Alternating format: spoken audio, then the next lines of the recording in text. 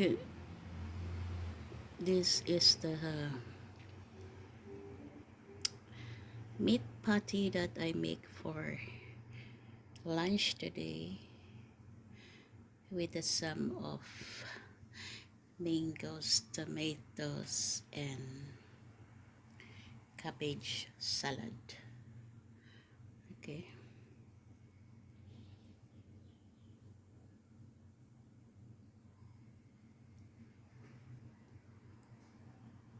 and I eat this patty with uh, a bread.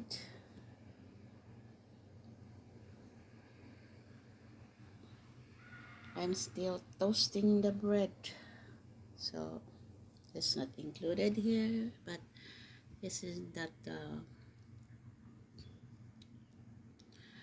nice set of meal for today, and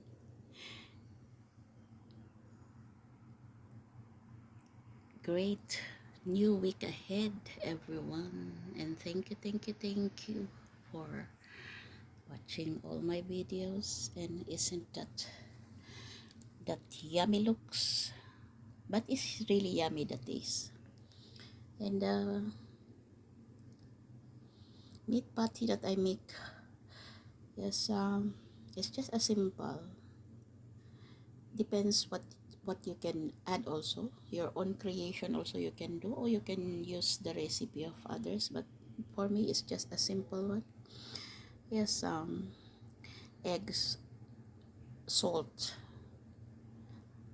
um, garlic powder, brown pepper. That's it. That is the thing that I put. And for my binding is egg and oatmeal. It's not a breadcrumbs, it's an oatmeal.